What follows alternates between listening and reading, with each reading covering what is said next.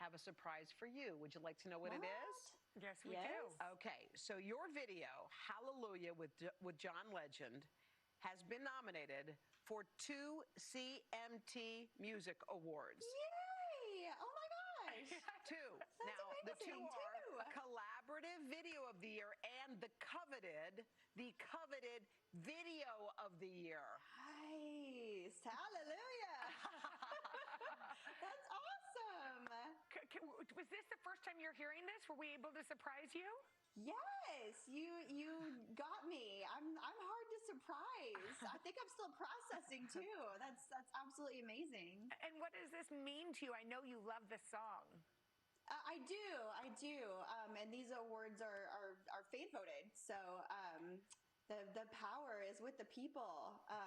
So that's super cool. Well, and I don't know if John has ever been nominated for a CMT. We got to call Congrats, him. John. Let's call John and tell him. All right. That's awesome. We want to bring in 2 of your biggest fans, okay? Christian Snyder and his sister Kate. There they are. Katie from Ohio. Hi, y'all. Hi. Okay. Hi, Carrie. Just so you know, Carrie, they've seen you perform 9 times together. And Christian and Katie, y'all have a question for Carrie. What's your question? Yes. Hi, Carrie. Hi, Carrie. Hi. I love you so much. Oh, thank you. Well, congrats on the CMT Award nominations and the new Vegas show. We definitely plan on coming to see the show. And maybe we'll just have to meet you in person when we're out there. Who knows? But my question is about... I think we can make that happen. Ooh. Just saying. All right. Yeah. Let's make it happen. My question is, looking forward, now that you just did the Christmas and gospel album, which were huge bucket list items for you, and I know all the fans wanted you to make albums like that too, what direction do you see your new music going in? Are you returning to your country roots? Well, I'm always working on something. But that's who I am. You can't take the country out of this girl. And I also feel like the whole residency is like a part of that journey, and like getting to be on stage and just doing all of the hits, all of the favorites, all of the ones people want to sing along to. So I feel like that's going to get me really back into just remembering what that's like and having some fun with it. So, I'm always working on things. Well, Christian and Katie, we know that you thought you were just here to ask a question, but we also know that we want to help you see Carrie. So actually, we want to surprise you. Y'all are going to Vegas. We got your tickets, baby. Vegas. Thanks to Mixed Media Entertainment, you're going to Vegas. The trip includes round-trip airfare, a 2-night stay at Resorts World, Las Vegas, 2 tickets to Carrie's residency in December, and dinner for 2. How does that sound, guys? Oh, wow. That sounds amazing. Oh, all right. Let's have some fun. Mark your calendars, kiddos. It's going to be fun. Carrie, we adore you. Thank you so much. We can't wait till this Vegas show. We can't wait to see you on tour. Surprises. Yes, indeed. We love the surprises. You're surprising me. We're surprising them. We can't wait till we surprise you on stage singing back. Yeah, wait. That's going to be a We got a big beautiful surprise coming up. Thank you so much, Carrie. And tickets for Reflection, the Las Vegas residency, go on sale starting Monday, May 24th. Coming up next.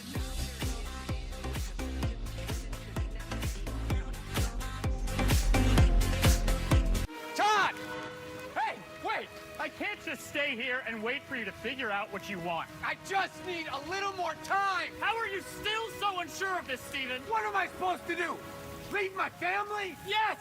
People do it every day! Stop overthinking it, Steven! Book the bachelor party in Vegas! Thanks, Captain Obvious. Wow! Your pectoral muscles are outstanding! What? What? What? Booking a trip can feel dramatic, but with free cancellation, you can't go wrong with Hotels.com. Are your sneezes putting your friends in awkward positions? Stick with Zyrtec. Zyrtec starts working hard at hour 1 and works twice as hard when you take it again the next day. Zyrtec, muddle no more. What a pleasant morning! Why is he so happy? He's happy because he found out Honey Nut Cheerios can help lower cholesterol. So, I propose a quiet, meditative walk through nature. Yes, Zyrtec! Try new multigrain Cheerios with real strawberries. Hey, it's me, your dry skin. I'm craving something we're missing. The ceramides in CeraVe. They help restore my natural barrier so I can lock in moisture. We've got to have each other's backs. CeraVe, now the #1 dermatologist recommended skincare brand. Still fresh. Unstoppable. In-wash scent booster. Downy Unstoppables. Dive into summer with savings on outdoor furniture, outdoor games, and all the essentials to grill up everyone's favorites. Shop now for an extra 15% off and Kohl's Cash too. Kohl's.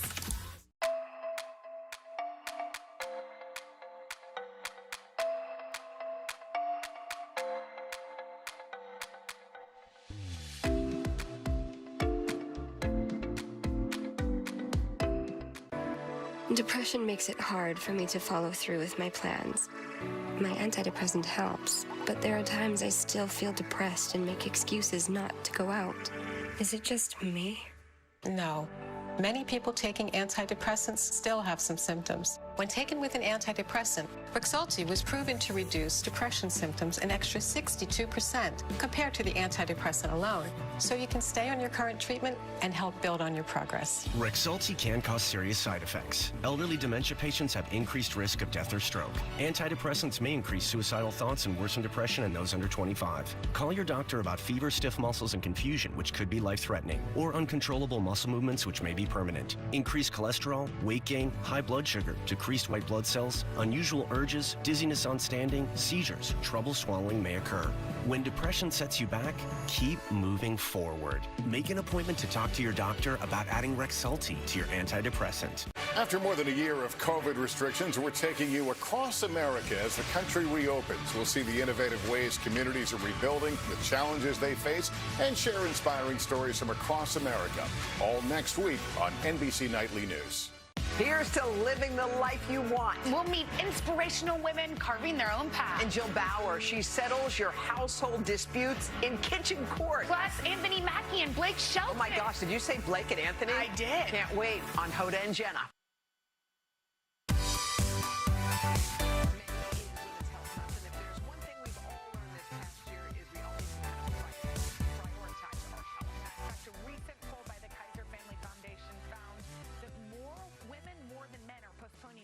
Care amid the pandemic. And that's exactly what one mom did, even though she was in a lot of pain. Take a look.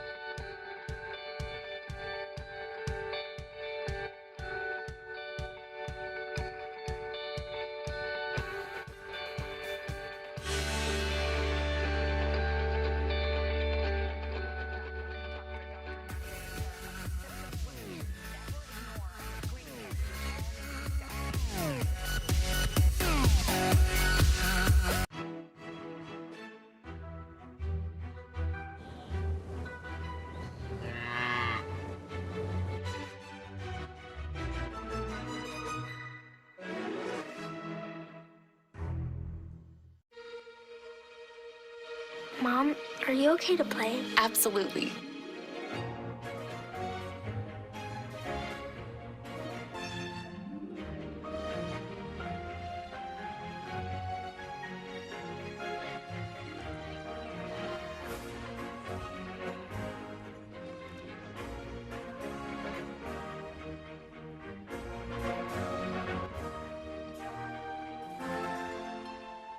I don't like veggies. What? Whatever you have at home, Knorr sides can turn nutritious veggies into mouth-watering meals. Veggies taste amazing with Knorr.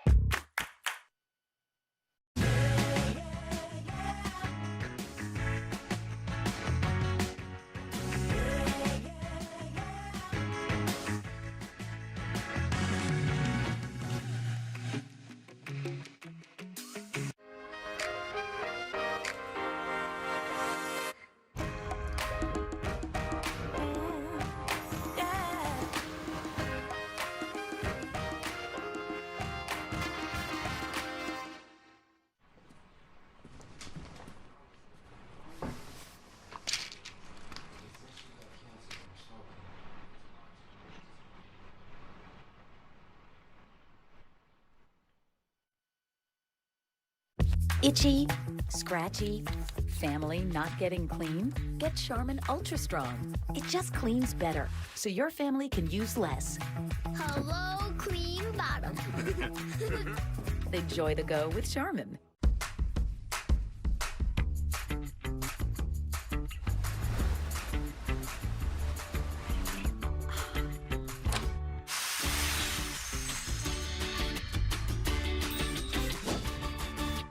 I can't legally drive, but I can legally fly. Ninja Warrior returns May 31st. On today's Atlanta and Company, we show you a simple recipe for fresh homemade berry cobbler. Plus, why last-minute tax filers can breathe a little easier. And in case of severe weather, must-haves to keep your family safe at 11. Trying to make a workers' comp claim without attorney John Foy and Associates on your side? Look out. I know workers' comp law inside and out. Let me fight and win for you the same way I do for injured workers every day.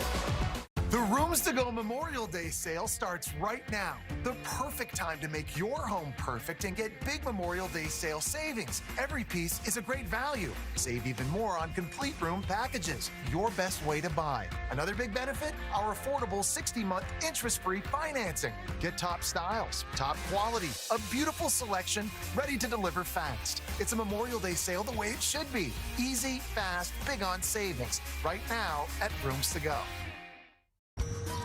It is time to make room for one more. All you have to do is point. Oh, you really are full service. Ooh. Call 1-800-GOT-JUNK and we'll be at your house within 90 minutes. We come at your convenience. When you want junk to disappear, all you have to do is point. Atlanta's booming, but more construction means more on-the-job accidents. So call attorney John Foy and Associates now. I've been helping injured construction workers and their families for more than 25 years. Let me do the same for you today.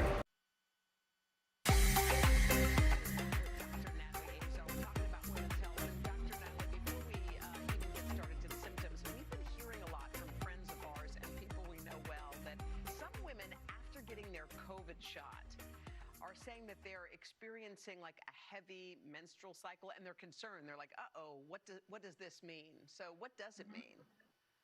Well, actually, this happened to a friend of mine also. And so right now, it's really just anecdotal. This wasn't studied in the vaccine trials, probably because they didn't ask about it, which is not unusual for things that have to do with women's health like this. But very, very clear that it's not a cause and effect. A lot of experts have weighed in on this, and they say the following. The uterus is an immunological organ. It's very possible that shedding could have been triggered by the vaccine, but it's not dangerous. One irregular cycle certainly is no cause for concern. If, however, it persisted for month after month after month, then yes, obviously please go see your GYN or healthcare provider. And a really, really important take home too, actually, is that one, not a reason not to get the vaccine. And number two, this has nothing to do with the concern or issue about infertility. There is no concern for that, no scientific evidence for that at the moment, guys. Yeah, thank you for making that clearer. Okay, so we know that it's important to go for an annual visit, which some of us don't do and need to, but there are also signs that we cannot ignore. Right. What are those? Yeah, so here's a short list of 7 symptoms that I like to tell people never to ignore, and those are unintended weight loss, unexplained fever or night sweats, any new or suspicious or changing mole, any sudden weakness in an arm or a leg, or frankly, visual symptoms or slurred speech. Obviously, you know where I'm going with that. Profound new fatigue, certainly any chest pain, and then extreme sadness. And on second thought, we might have wanted to put that first. I think we very often concentrate so much on physical symptoms that we often overlook something as straightforward and common and important as symptoms of depression. That's right. Good. All right, let's go through some of the screening tests that we should be getting. Cervical cancer screening. That's I don't know if that's one that's top of everyone's list, but tell us. Yes. Okay. So the guidelines here are that for women between the ages of 21 to 29, the preferred screening is a pap smear every 3 years. From the age of 30 to 65, you can continue to do a pap smear every 3 years, or you can opt to do a pap plus an HPV every 5 years, or just an HPV test every 5 years as well. Okay, let's talk about breast scans or mammograms. There's actually some kind of nuances here that make it confusing, but give us the bottom line. Yeah, so I would say, guys, that mammography and screening for breast cancer is probably the screening test for the adage of one size does not fit all is most apt. And that is because if you look at the CDC website, you will see 7 or 8 different organizations, including the American Cancer Society, the American College of Radiology, the United States Preventive Services Task Force. They all have different recommendations when it comes to what age to start, how frequently you should do them, and when you need to stop doing mammograms. So what I say to folks is this: of all the screening tests, this is where shared decision-making becomes the most important thing. Every single woman is different, really, in terms of her risk factor for breast cancer. So when you start, how frequently you do it, and how long you do it is really a very, very individual decision that a woman needs to make with her doctor. Real quick, though, when should you start? When should you get your first one? Well, that actually, the starting age is one of the things that's kind of disagreed upon. I say 40. I agree with the American Cancer Society, and that at least a baseline at 40, and then after that, it's kind of up for grabs. Let's move on. Let's talk about colon cancer screening. Give us the guidelines. So in the last couple of years, we've done lots of shows on this. You guys know that the incidence of colorectal cancer early onset before the age of 50 has been rising dramatically in this country. And for that reason, the American Cancer Society has made a recommendation to shift screening instead of starting at age 50 to start at age 45. Now, screening can include either like a stool-based test that tests for a genetic predisposition to colon cancer, blood in the stool, or a visual-based test, the colonoscopy. What you choose to do and how frequently you do them is a decision, again, that you make with your doc. But for most of us who are at average risk, it's a colonoscopy every 10 years. We have 10 seconds, but bone density, should people run and get that, and what age? So basically, if you're otherwise healthy and have no risk factors for osteoporosis, the recommendation is to start screening at 65. If you're under age 65 and postmenopausal and you have reasons to have a low bone density, like on steroids or things like that, you definitely can start screening earlier. Oh, love all this. All right, Dr. Azar. Thank you, Natalie. And we'll be back. Ben, I think Zombie could be in some serious trouble. Code Blue, get the crash team. What's happening to her? Nothing's working. Zombie's picture's wet. What the hell is going on? Well, well, well. Look at you. You mastered the master bath. You created your own style. And you, yes you, turned a sourdough starter into a sourdough finisher. So when you learn your chronic dry eye is actually caused by reduced tear production due to inflammation, you take it on. by talking to your eye care professional about Restasis, which may help you make more of your own tears with continued use twice a day, every day. Restasis helps increase your eye's natural ability to produce tears, which may be reduced by inflammation due to chronic dry eye. Restasis did not increase tear production in patients using anti-inflammatory eye drops or tear duct plugs. To help avoid eye injury and contamination, do not touch the bottle tip to your eye or other surfaces. Wait 15 minutes after use before inserting contact lenses. The most common side effect is a temporary burning sensation. Ask your eye care professional about Restasis. Now to trick out these lights.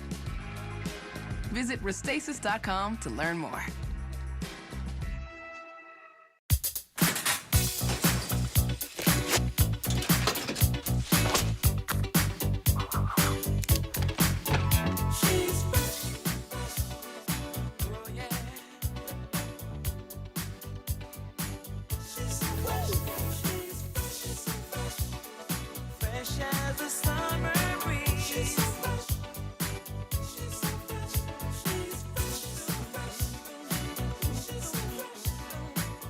When our daughter and her kids moved in with us, our bargain detergent couldn't keep up. Turns out it's mostly water. So we switched back to Tide.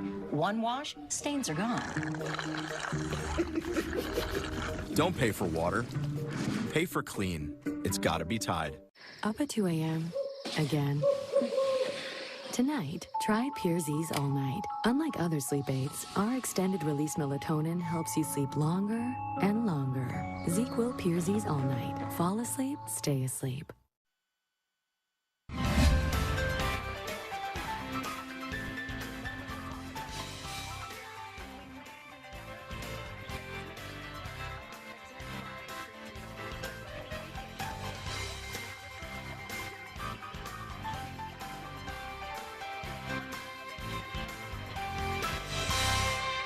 For breaking news in our changing world, download the NBC News app. After more than a year of COVID restrictions, we're taking you across America as the country reopens. We'll see the innovative ways communities are rebuilding, the challenges they face, and share inspiring stories from across America. All next week on NBC Nightly News. Captain Benson means a lot to you. We were partners for a lot of years. My brother Simon was killed. I need her help. Standing right here, Captain. The drugs that killed Simon. I am hunting the person who was responsible. We need to move fast. Something's gone down. You want to come at me? Come at me. The Law & Order crossover event, tonight, 9/8 Central on NBC. The Dirter's been murdered. Sadly, there's more. Okay. Wow, pretty cool. Musical guest, Olivia Rodrigo. What am I listening to? As your host, Keegan Michael Key. Giant roller coasters. Big, pretty mountains. Horses stampeding. Super fast go-karts.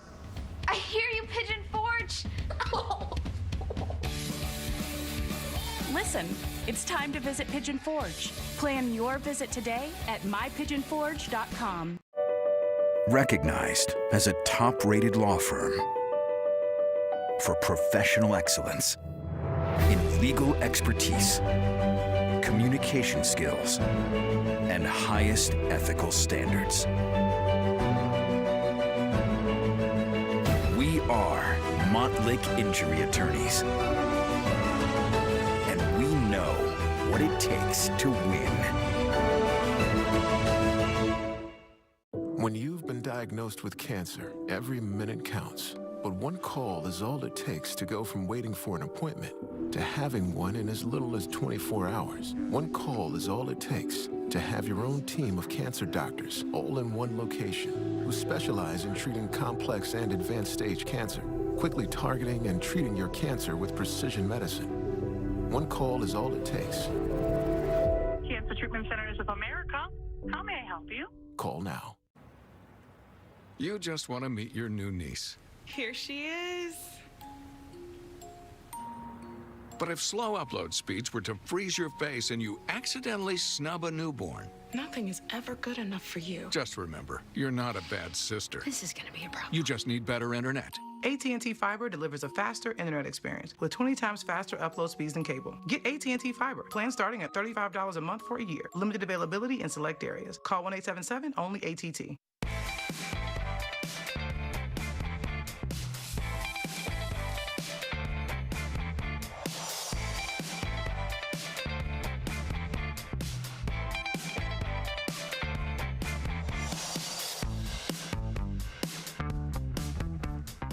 Good Thursday morning, everyone. My favorite day of the week. Welcome to the show. I'm Christine Pilara. So happy to be hanging out with you today. Hey, let's kick it all off with stories to make you smile. We call them All Good. And today, Crashy is filling in for Kara Kinnear. But Crash, if you don't mind, before we get to All Good stories, I do want you to put on your traffic hat. Very harrowing experience for me yesterday. Couldn't find gas. Went to 3 stations. Finally, on the 3rd one, waited 20 minutes. Please tell us where we can go, what we can do for people who are heading out today. Yeah, it took me a while to find some gas, too. I did the same thing yesterday when the story was really starting to generate a lot of activity. Here's the best thing you can do, and we're putting all this stuff up at 11alive.com. Get the Gas Buddy app. Good. Now, this not only tells you some of the best prices around town when there's not a gas shortage, but this is telling you where stations have gas, and definitely something you're going to want to utilize as a tool, especially as this thing goes on for the next several days, maybe even the next several weeks or so, depending on when this fuel starts to flow again. Don't be too concerned with the grade of gas that you put in your vehicle, okay? I have an Audi, and I usually put the high premium stuff in it. My mechanic said, don't worry about it. You can mix the lower grade in. So whatever is available, take what you can get. Take it. Crash, thank you for doing that, my friend. Such great advice. I'll make sure I download that app. Of course, I have our 11 Alive app. When all else fails, head there as well. Okay, traffic hat off, All Good hat on. You've got some great stories. All right, I'm going to start singing. And they call it puppy love. And that's what this story is all about. It's about one man's love for dogs. His name is Tom Connors, and he works as a one-man dog whisperer at one of the local shelters where he lives. And he does all this while he is battling cancer. Yes, he takes care of all these dogs. You could see the love he gets from them while he's going through these cancer treatments. He was diagnosed with prostate cancer. He is currently going through some of the treatments. Now, the beauty of it is all these puppies he cares for, he actually says, you know what, with the love I get and the love they give to me, he credits them for saving his life and keeping him going. Listen to Tom right here. They're amazing. If you find out you have cancer and you don't have a dog, go get one, because they're just incredible how they help you and heal you and stay by you. And don't be afraid, like, well, if I die, the dog's alone. Don't think you're going to die, because you will if you do. You have to stay positive. And that's the best part about this story, is all that love between him and the puppies. And, you know, it's really a wonderful thing, because his cancer is now in remission. One particular dog that he loves, Pretty Girl, he rescued himself. And as he said, it keeps him positive.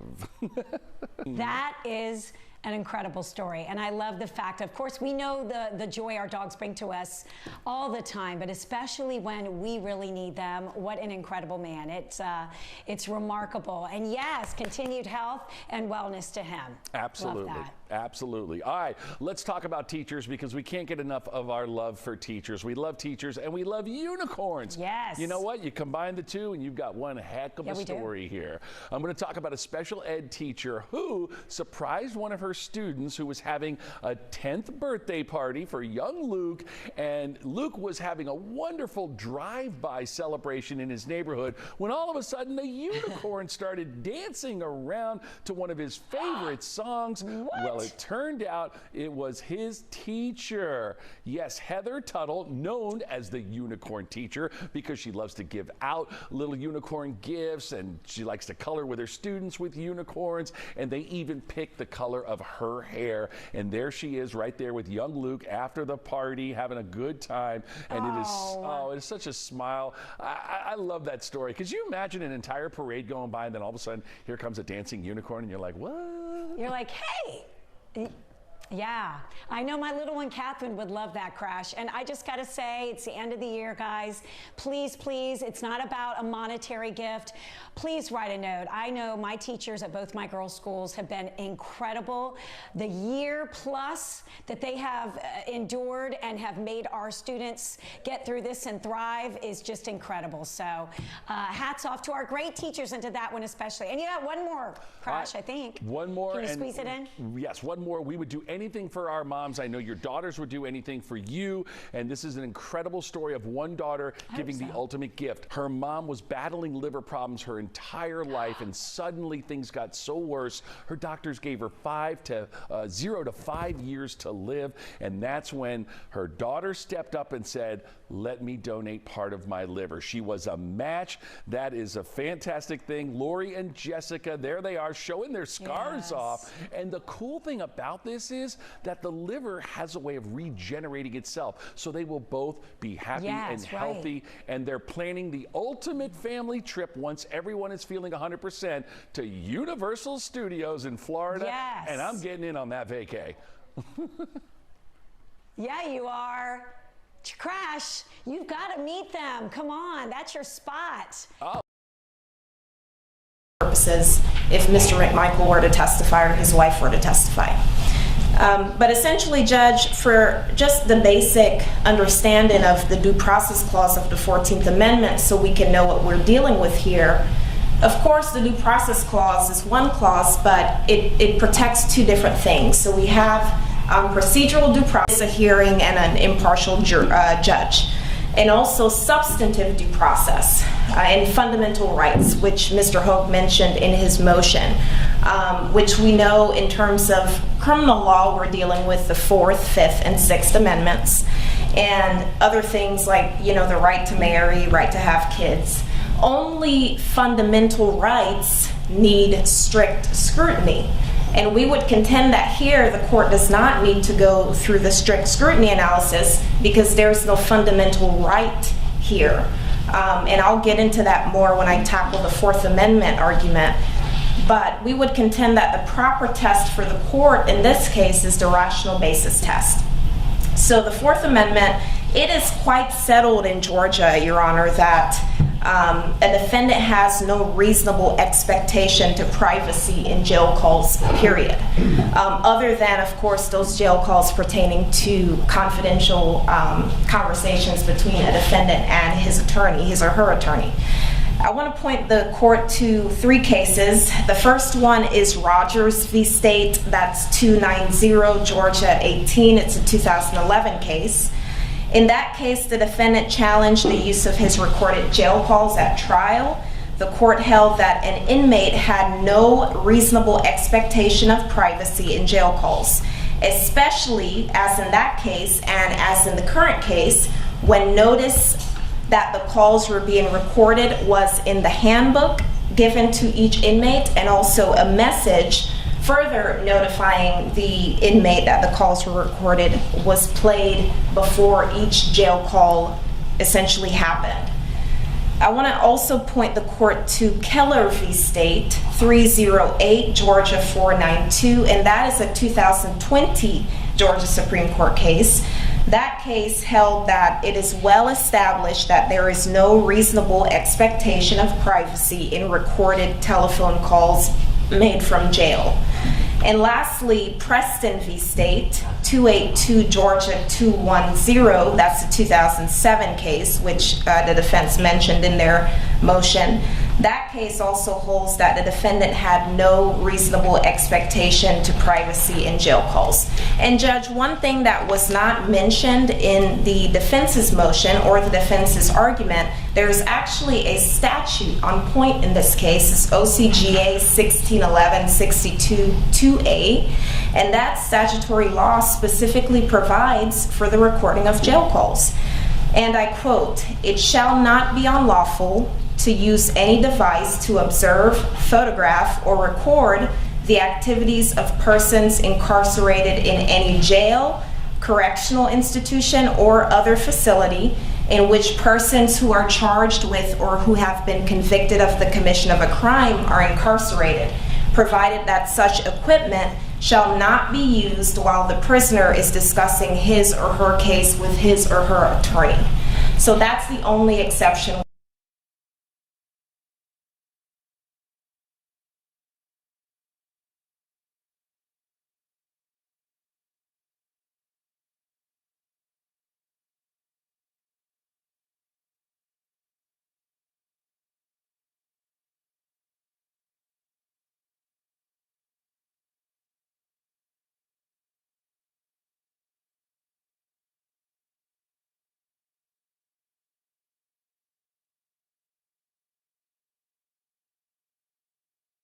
In the handbook that them using the jail telephone call system constituted their consent to being monitored and recorded, and also it played numerous times before the actual calls were made in that message that appears in every call made from the Glenn County Detention Center.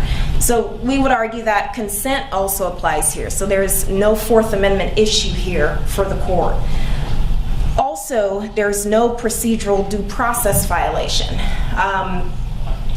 The defense argues, which is a peculiar argument, that the pre-trial detention policy that's at issue here is the use of the call at trial. Well, if we're talking about using a call at trial, then we're no longer talking about a pre-trial detention issue. And like I stated to the court before, we contend that the proper analysis for the court is the rules of evidence, not the due process clause of the 14th Amendment. Hogue went into the landmark Supreme Court case, U.S. Supreme Court case on the issue Bell v. Wolfish, and they are saying that they're not, challenging whether the jail can actually record these calls for legitimate security issues. So I'll go ahead and skip to the next portion. Another thing that came up in Deputy Britt's testimony is the fact that this is a privilege when you're in jail. They're not required to give you access to telephones because you're confined pre-trial. And there is absolutely no right to talk on these telephones at jail. It's a privilege and a courtesy given to defendants. Some defendants choose to use it, while other defendants choose to not talk on the telephone. Thus, the jail calls should not be categorically excluded based on due process grounds. Also, we don't believe there's an equal protection issue here. The due process clause and the equal protection clause of the federal and state constitutions, they protect only rights. They do not protect mere privileges. And we contend that that's what we have at issue in this case. There's actually a case, Woodard v. Lawrence County, site 265, Georgia 404. That's a 1995 case. And the court there said that the due process and equal protection clauses only protect rights. They don't protect privileges. And here there's no right to jail calls. There's just no right at all to it. It's a privilege.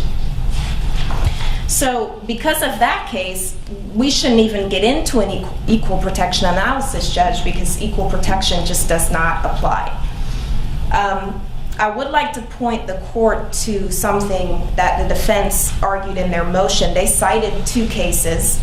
Those cases actually argued statutory issues. The first one, the defendant challenged the statute, the trafficking methamphetamine statute, under the due process clause. The second, under the equal protection clause. The second case, the defendant challenged the child hearsay statute. Here, we don't have a challenge to a statute. It's not like the defendants are coming here and challenging the statute that allows us to record these jail calls. They're challenging an actual policy. So those cases cited by the defense are not analogous here, and the court should not, take those into consideration because they're just not analogous. There's no challenge to a statute here in this case, just policy. So at the outset, a jail has no capability or authority to monitor the calls made by people who are not incarcerated in that jail. So in terms of talking about whether out-of-custody defendants and in-custody defendants are similarly situated for the purpose of an equal protection argument, we would argue that they're not. It's not just based on the statute that they're charged with. I don't believe every murder defendant is similarly situated just because they're charged with murder. Not in this case, because the challenge is to a policy and not the actual murder statute. So an equal protection violation can occur only when the government draws a classification between similarly situated parties and treats one class differently from the other. If the parties are not similarly situated, there can be no violation of equal protection. Here, the defendants are not similarly situated because some are out of custody and some are in custody. Now, in this case, this court heard arguments during bond hearings and determined that under the bond factors outlined in 1761E1, the defendants were not a good risk on bond because they posed certain risks outlined in that statute. Other courts might decide, and Mr. Hogue brought up some of his defendants who are out on bond. Well, the judges in those cases determined that maybe those defendants posed better risks out on bond. So they're just not similarly situated, being in and out of custody. Because the defendants are not similarly situated, we don't even have to get to the second prong of the Equal Protection Clause analysis, meaning the rational basis test versus the strict scrutiny test, but I'll still do it here, Judge, just in case you were to find that they were similarly situated. The rational basis test is applied when no fundamental right is at issue here. There's no Fourth Amendment issue because that was waived and a defendant has no expectation of privacy in their jail calls. So we're not talking about a fundamental right. And because monitoring and recording jail calls, especially here in a case where these defendants are charged with such violent offenses like murder, that is rationally related to the jail's legitimate interest in promoting security in the Glenn County Detention Center. So we don't believe that the equal protection argument's been made in this case, Judge. We don't believe the due process clause argument was made. We don't believe that the equal protection argument applies. And of course, the statutory law is spot on about us being able to record these jail calls. For those reasons, Judge, we would ask that you deny the motion. Thank you. Briefly, Your Honor, there's no urgency here in making a ruling, especially here in open court. So I want to encourage the court to do what I did not take the time to do during the hearing, and that is read from the exhibits I introduced. But if you look at the policy and procedures at 4.5 and 4.6, that's where the jail talks about why we're going to record phone calls, and it clearly lays out the legitimate security interests of the institution, with which I have no objection. And if you'll read the jail handbook and listen to the recording that's been introduced at your leisure, Your Honor, you'll see that all of the warnings are for the detection of illegal activities, telling inmates if you're committing crimes on the phone, we've got you on recording and you're going to have to hear about that later. So this is a nuanced argument. I implore the court to take time with it, look at the exhibits. It's a novel issue. I don't think there's any case in Georgia yet that has been raised in quite this way. So I won't argue any further, didn't read from those exhibits, but I asked the court to take the time to look at those. All right, thank you. The court will take the matter under advisement. Your Honor, I need a bathroom. Let's go ahead. We'll go ahead and take a 10-minute recess. It's going on 11:30. Water. Butterscotch. Happy birthday.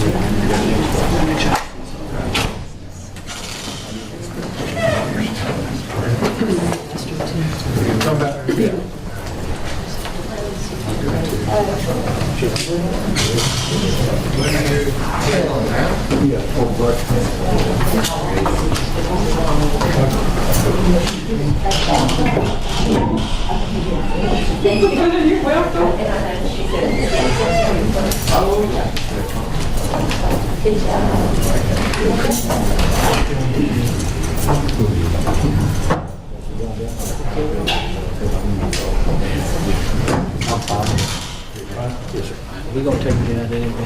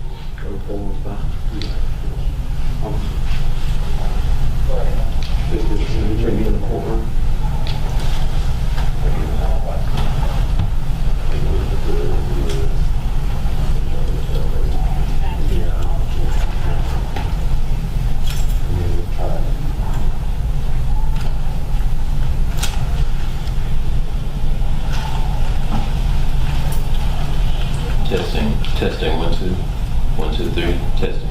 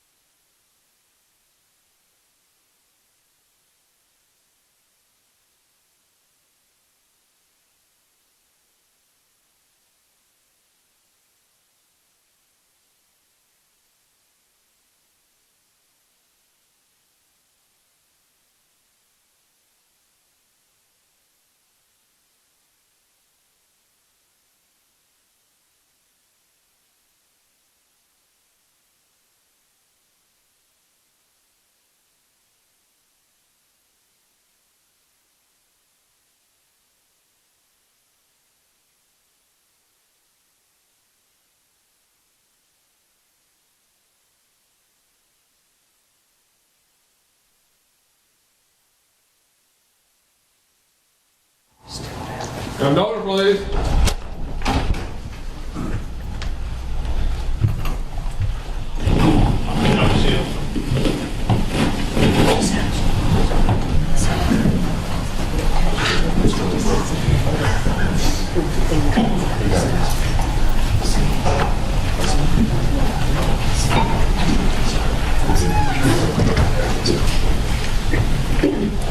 All right, we're back on. Let's see Mr. Chef. He's talking to a witness, I think. All right, just a heads up on the mics. It's come to my attention that these mics pick up sound pretty well. So if you are at council table, I suggest that those mics be pulled away if you're going to have a conversation with your client or co-counsel for that matter. Thank you. They are being picked up. All right, we're back on. So I'm trying to figure out the best way to work through the remainder. I'm thinking, given the time of the morning, that I'm going to focus on matters that involve witnesses who are waiting. Mr.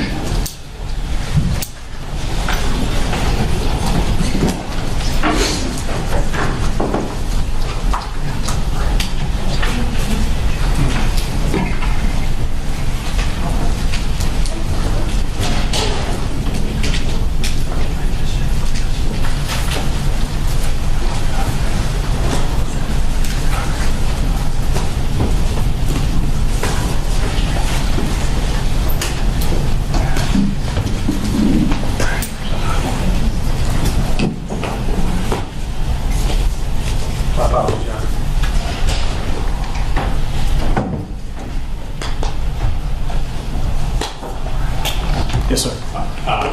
So I was just addressing what remains. I'm going to probably bounce around a little bit. I'm going to focus, given where we are in the morning, on matters that involve witnesses.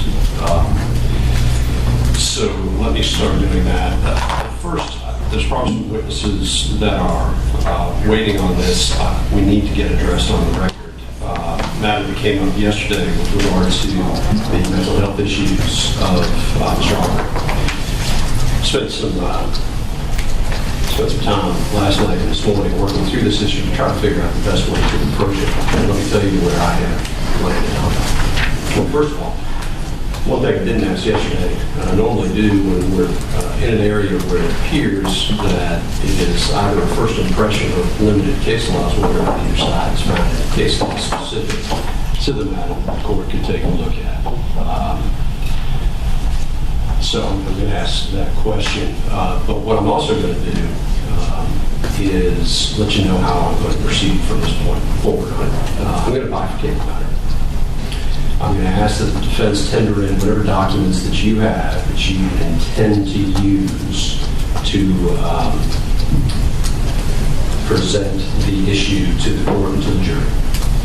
I'm going to seal it if the court is making a specific factual finding that given the fact that this appears to be a rather novel issue, because I have not found anything directly on point in Georgia, and the fact that it involves the mental health records of the victim in this case, questions the court has about privilege 403, 404, 405, and maybe even 401, it would be appropriate for the court to go ahead and seal those records that are submitted for the court's review only. The closest thing I could come to finding on point for this issue is actually a Vermont case. And it is it's interesting because it's a case that actually was going to be remanded back down to the trial court because of a jury charge issue. And after the court had gone through its analysis of the jury charge issue, it brought up the fact that the trial court had reviewed the mental health records, or some mental health records, of the victim in that particular case, and it made a ruling.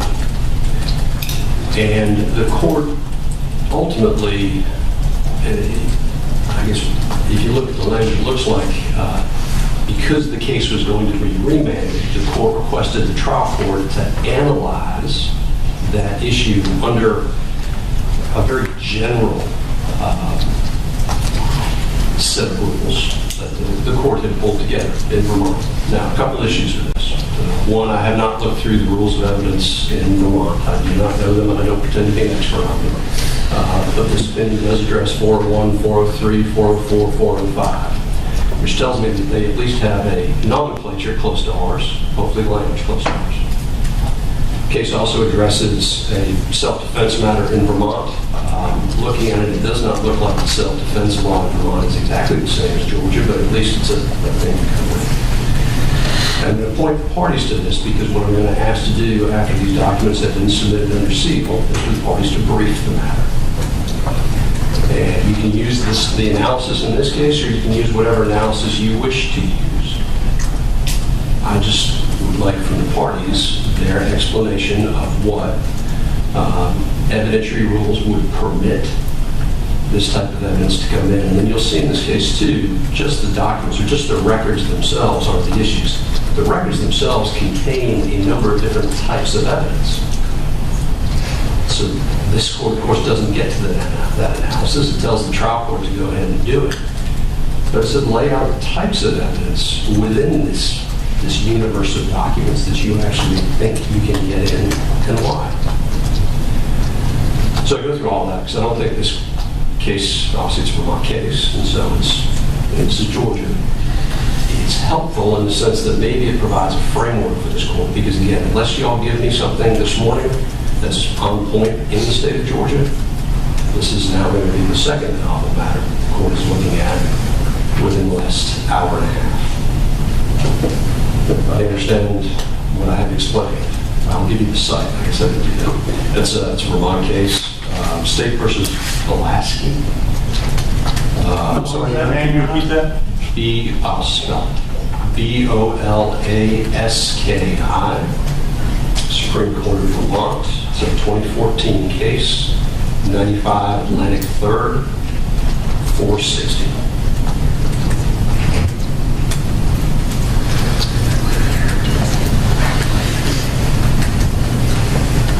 So again, it's helpful. May or may not ultimately be where the court goes with it. That depends upon where it is that will be submitted. As those have been 20 days of today. Any issue with that deadline from the state? No, Your Honor, but I do have additional case law and some other things to present to the court today. Any issue with that deadline from the defense? Hang on. As to the evidence that's going to be submitted under seal. Yes, Your Honor, you talked about documents. To reference, helps me have this up here because I think it can point us in the direction of where I'm headed. It will be records from the Department of Corrections that we have. That is the Department of Community Service. I apologize. Department of Community Supervision. Department of Community Supervision, the probation department that supervised Mr. Arbery and the 4-year relationship and the notes and thoughts and comments of the probation officer, as well as the statements being made by family to probation back and forth. So those are documents, yes.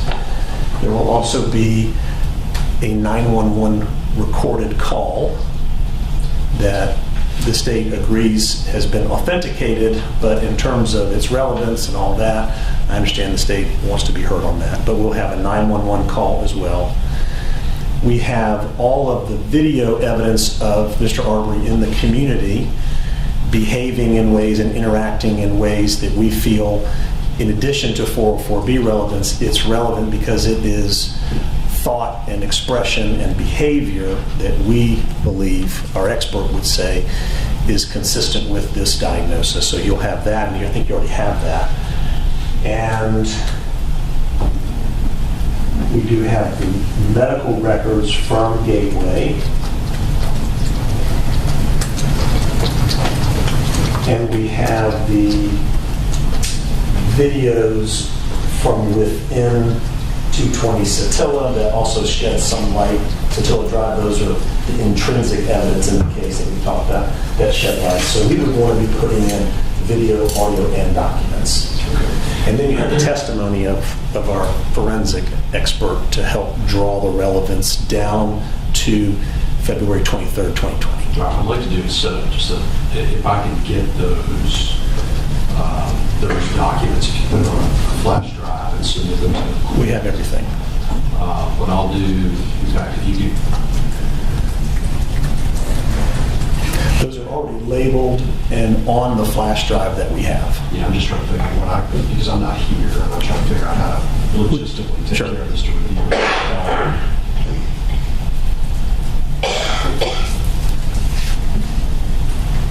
Your Honor, if I may, I would like to review what is given to the court. So I have an extra 32 gigabyte jump drive that we could use. We could put this on that jump drive, therefore it doesn't end up in the clerk's office with the other items on the defense jump drive. Well, that's what I'm thinking, is that it may be better if you just submit that, Mr. Shepard, to the court. I'll put a sealing order together. I've got it. And after I've had an opportunity to review it, then just seal everything into the record to the court. No issue there, Your Honor. So if we could just make a jump drive together, make sure the state knows what's on that jump drive. You'll have a copy. Another jump drive. And then what we'll do for the record is ultimately what the court has received from Mr. Sheffield will be sealed into the record. Very good. Okay. I also have a response to the court's statement about cases, so it's the state's motion. Yeah, it's interesting. Your response state's motion, so technically the state. Go ahead. Thank you, Your Honor.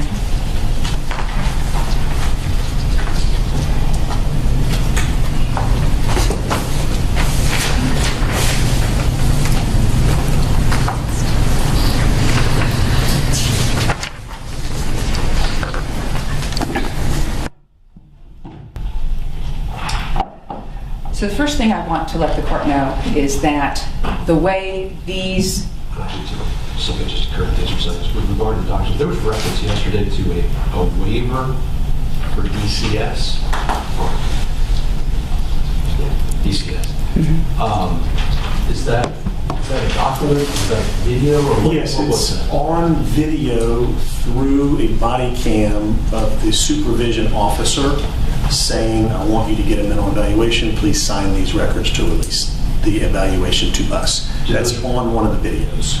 Do those records exist? Does that release exist? I don't have a paper copy of the release, but I see it on the video where it says Gateway Behavioral Health System, and we see Mr. Arbery sign the document. It will be on one of the videos submitted to the court in December of 2018. I'm sure, well, I'm not sure.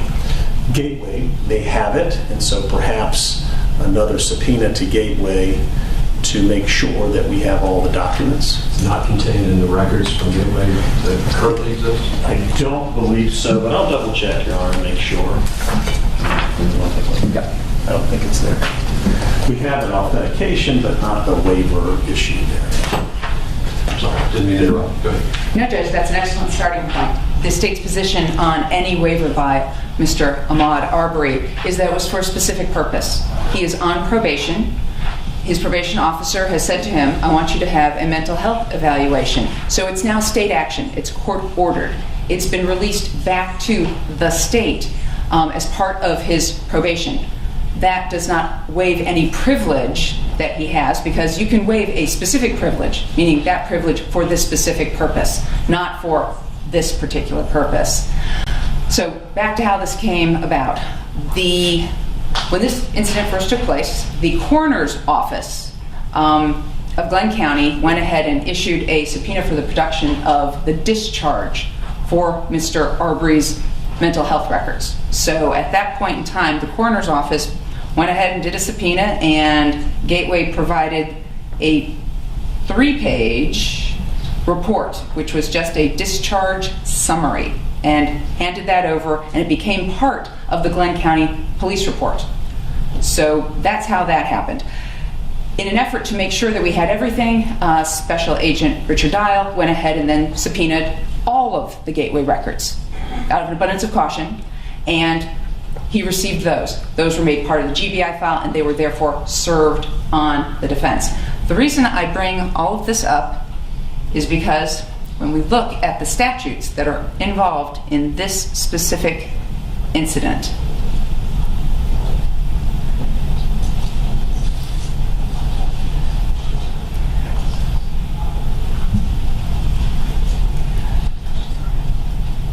We have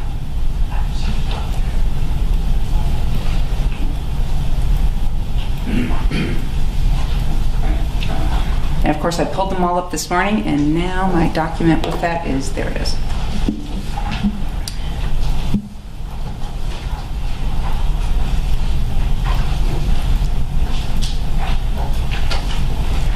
First off, we have 24.5.501. That covers certain communications that are privileged. We have Section 7, which is communications between a licensed clinical social worker, a clinical nurse specialist in psychiatric mental health, licensed marriage and family therapist, or licensed professional counselor and patient. The statute says there are certain admissions and communications excluded from evidence on grounds of public policy, including but not limited to the following. We also have number 5, which is communications between a psychiatrist and a patient. There is going to be no evidence that any medical doctor or psychiatrist actually saw Mr. Arbery. And then we have communications between a licensed psychologist and patient, but unfortunately under that Section 6, we also have no evidence he was seen by a licensed psychologist. What we have from the records that you will be able to review is that he was seen by a registered nurse or a nurse practitioner, and that is as far as the evaluation went. Obviously, this is privileged and therefore inadmissible on the face. However, we then go down to 24.12.11. 24.12.11 covers the disclosure of medical records and the effect on confidential or privileged character thereof. And so what we have right there is the disclosure of confidential or privileged medical matter constituting all or part of a record kept by a healthcare facility, a nurse or physician, which of course would cover the gateway records, pursuant to laws requiring disclosure or pursuant to a limited consent to disclosure. Once again, that's important. Limited consent to disclosure shall not serve to destroy or in any way abridge the confidential or privileged character thereof, except for the purpose for which such disclosure was made. So, going back to the defense, they're claiming, well, he signed away his privilege. Well, he didn't universally sign away his privilege. It was for disclosure, for gateway back to his probation officer. And this was all to help Mr. Arbery. It's now being used against him. In this statute, there is no way that he waived any sort of privilege because, pursuant to a limited consent to disclosure, shall not serve to destroy or abridge the confidential or privileged character of his mental health records. So therefore, the defense can't get at them that way either. And we have 24.12.1, and that brings me back to how these records were disclosed. 24.12.1 really covers all the other kinds of cases that we're used to. We all know that in an aggravated assault case where a woman's jaw is broken, or in an aggravated battery case where someone has been stabbed and they're scarred, their medical records become part of the case because that actually is an element the state must prove at trial. And therefore, 24.12.1 covers that particular instance. So they're obtainable by an appropriate court order or subpoena, and that is how we got the gateway records into discovery. However, provided further that the privilege shall be waived to the extent that the patient places his or her care and treatment or the nature and extent of his or her injuries at issue in the judicial proceedings. There is no way, absolutely no way, that Mr. Arbery has placed his mental health at issue in these proceedings where the issue is citizen's arrest and their claim of self-defense. So therefore, while we obtained the records, obtaining the records and handing them over does not in any way waive any sort of privilege for it to be used at trial based on 24.12.1. Now, of course, there's a number of cases, and the main case in the state of Georgia is going to be the Bobo case. So what we have with this is that basically in Bobo, B-O-B-O, versus the state, which is 256 Georgia 357, it's a 1986 case. 4 justices of the Supreme Court did not agree that the psychiatrist-patient privilege could be abrogated by a showing of necessity. The other justices said, well, you know what? If the criminal defendants show the court that it's absolutely necessary for their defense, and there's no other way to get that evidence in, then, okay, we're going to go ahead and allow it. And this is 1986. That decision is a plurality opinion holding that the statutory psychiatrist-patient evidentiary privilege must yield to a criminal defendant's constitutional right of confrontation, but only upon a showing of necessity. That is, that the evidence in question is critical to his defense. The state's contention is they're claiming self-defense against a man they did not know, a man who they saw running down the street. We've got about a 10-minute incident. Mr. Arbery says absolutely nothing during that entire 10 minutes. So when they say, I was acting reasonably, that has absolutely nothing to do with Mr. Arbery's mental health. It is not critical to their defense.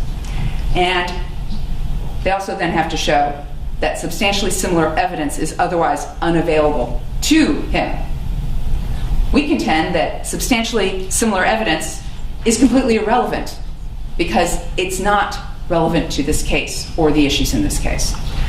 And there's a number of cases that talk about this and cite to Bobo. However, when you do a Lexis search, the number of cases that actually cite to the Bobo case from 1986, there's only about 30 of them. And in most of those cases, the defense is trying to say that usually the female sexual assault victim is crazy, and it goes to her credibility. And they want to bring in the mental health records to show that she's nuts and she's making this all up, and I didn't, assault her, I didn't rape her, I didn't molest the child. That's usually these kinds of cases. And I think there's about 30 of them out there for the court to look at, just doing a Lexis search citing to Bobo in the state of Georgia. The ones that I could find that were of interest were first off Brown versus the state, 288 Georgia 364, which is a 2010 case. And at that point in time, the court did exactly what you're doing. The court said, okay, I'm going to do an in-camera inspection on these records. But at that time, the court was looking for any material which was exculpatory or which would impeach the complaining sexual assault victim's credibility. And the court basically ruled there was nothing there. So that was that particular case. Then we have Easter versus the state, 322 Georgia Appeals, 183, which is a 2013 case. And that was partially, hey, we want the records. And the court said, listen, you have to make a prima facie case that you can actually show that you need these records, that these records actually contain something. You can't do a fishing expedition just to go through someone's mental health records. And they said, our Supreme Court noted that the psychiatrist-patient privilege prohibits the defendant from engaging in a fishing expedition regarding a witness's consultations with the psychiatrist. Therefore, a defendant cannot explore such evidence unless he makes allegations sufficient to establish a prima facie need for its discovery. Unfortunately, they, of course, already have the records and now are attempting to use it. The most important case the state found on this is DiPietro versus the state. This is 356 Georgia Appeals, 539, and it is from September 3rd of last year, 2020, Court of Appeals case. In this particular case, the court actually here, and this is out of Fulton County, the court conducted a preliminary hearing to determine the admissibility of the minor victim's mental health at the time of her outcry that she'd been sexually assaulted, which the defense sought to introduce to undermine her credibility and the reliability of her account of the allegations.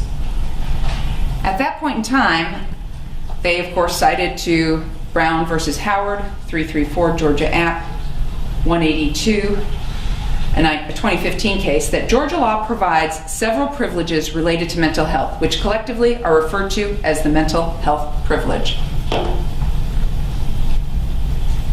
The primary purpose of the mental health privilege is to encourage the patient to talk freely without fear of disclosure and embarrassment, thus enabling the psychiatrist to render effective treatment of the patient's emotional or mental disorders. So at this point, the court in this case goes on to say, our existing precedent makes clear that the absence of a waiver by the patient, privileged material is neither discoverable nor admissible at trial. And they cited to Advantage Behavioral Health Systems versus Cleveland, 350 Georgia Appeals, 511 at 2019. With respect to waiver, Georgia law provides that the mental health privilege is held only by the patient, and therefore only the patient may waive it. Newman versus the state. 297, Georgia 501, 2015. Here we have absolutely no waiver for this purpose. And until we see the waiver of what he was actually waiving, it may not be for any purpose except to inform his probation officer about his progress. In this particular DiPietro case, of course, the trial court ultimately ruled that the doctor could not testify to the impact of the victim's mental health conditions based on the documents as to her credibility of her outcry against the defendant because the expert's conclusions lacked sufficient probative value and thus were inadmissible under 403. Obviously, we are not there yet, but my concern is that Mr. Sheffield just told the court that one of the things he wanted was to put his doctor up in order to have you listen to her as part of the ongoing sealed sort of package. The state would object to her at this point testifying, given we're bifurcating this issue. So the court, though, however, the state wishes the court to be aware that 403 analysis is an appropriate analysis to conduct, because in this case, the court said, because of the rather raggedy patchwork of sources that the person had to deal with, I will direct the court to the raggedy patchwork of sources. These sources are Mr. Arbery's worst days of his life. Absolutely the worst days of his life when he is involved in law enforcement. This is not every day of his life.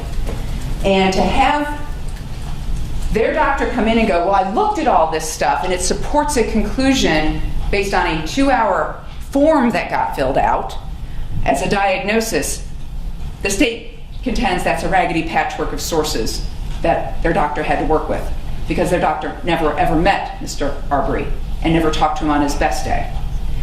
And in addition, the court went on, it was not necessary to undermine the credibility of the victim. I understand that's not the purpose that they're doing this for. However, it is kind of the purpose they're doing it for.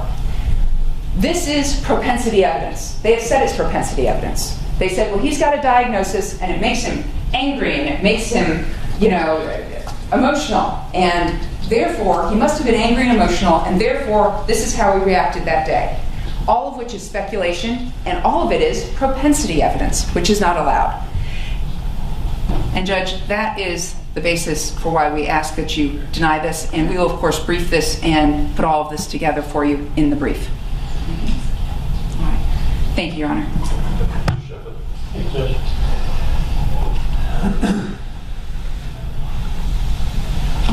I'd like to first aid the court in what the court has decided about bringing records into its custody. And to say that we're talking about access, can we have access to these records, first of all? Can the defense have access to privileged records? And the statutes that have been cited by the state are the statutes that says these records are privileged. But the cases that I'm going to give you, Your Honor, lay out very clearly that where the defense asks to have access to these records, there's a process for doing it. And it's to involve the court. And it's to have the court conduct in-camera inspection to determine if there's anything in the records that's relevant. So the idea of how do we do this and what the court has now decided this morning, that is a way to do it. And so our complying with that is consistent with the case that you just heard of, which is the Bobo case, which really laid out the framework. I don't know if the court was aware of the Bobo case before. Okay. But that's where we turn it all over to you. But the Bobo case also says we're not turning records over to the judge to have the judge review the records because psychological records are inadmissible, or the facts and data contained within psychological records are inadmissible. The judge has to decide that.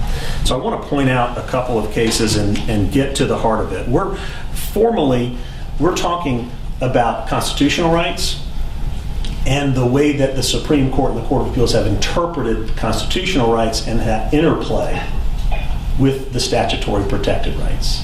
And so the Sixth Amendment confrontation is not just confrontation of a witness on the stand for purposes of credibility. It is to confront the state's case against the defendant and to confront it with relevant evidence that speaks to the defense and the central issues in the case.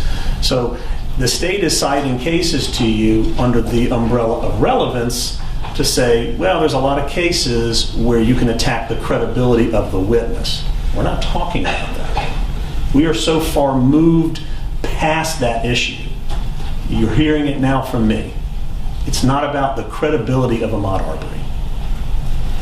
And it is okay to recognize and celebrate who Ahmaud Arbery was in 2012 when he graduated high school, but it is reckless to disregard the mental health illness that plagued him for 8 years leading up to this moment in February 23rd, 2020.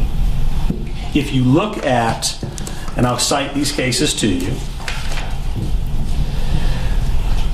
records like juvenile court records, that issue has been handled. Those are privileged records, but those give way under the Davidson versus State case here in Georgia, Pennsylvania versus Ritchie, which is U.S. Constitution case.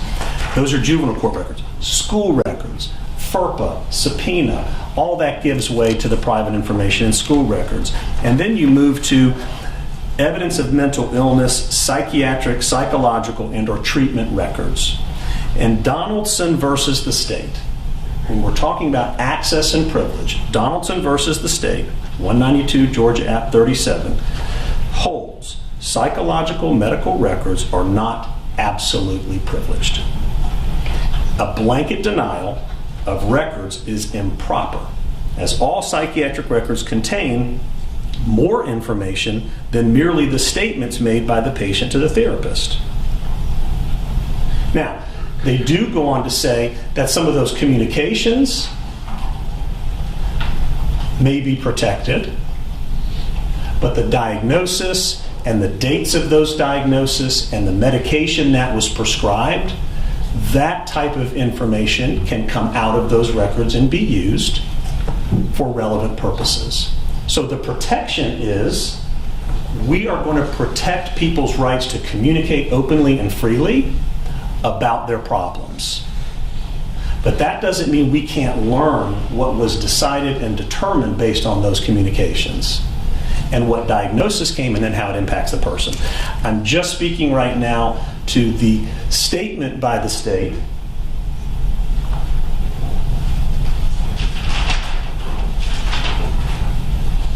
that pursuant to 245501, pursuant to 244411, that psychological records are inadmissible. That is a fundamental misstatement of the way our courts have interpreted the privilege in line with the Sixth Amendment of the Constitution and a defendant's right to confront. Yes, there's a privilege, but that analysis and interpretation flies in the face of all of the cases that say you can have access. Bobo case says this: while the privilege should be given the utmost deference, when the privilege of a witness stands in the way of the defendant's right to confront the witnesses against him, then upon a proper showing by the defendant, the balance must be tipped in favor of his constitutional rights and the search for the truth. It says further, in order to abrogate the psychiatrist-patient privilege, the defendant must make a necessity showing that the evidence in question is critical to his defense and that substantially similar evidence is otherwise unavailable. We don't have to have our experts say what the records are, but it's important to note that on the timeline of his life, Mr. Arbery's life, that he had a diagnosis, that he was exhibiting certain behavior and certain conduct because it fits within the quality of the opinion of the expert and how it is relevant. So if you want to protect some of the speech that he gave, the witness doesn't have to share the speech. But it informs the expert's opinion and the quality and the credibility of that opinion to the jury. So we can use the records in a way that are permissible upon the showing of necessity. And while there are anecdotal accounts that the state has chosen to get into the mind of Ahmaud Arbery suddenly and say, well, these are just his bad days. These are just his days over the course of 3 years, which shows a very sad decline based on mental illness. And because he has had this decline in the presence of cameras and other people, then it's been captured. And then of course we should use it to analyze whether it fits within this idea of mental illness and relevance.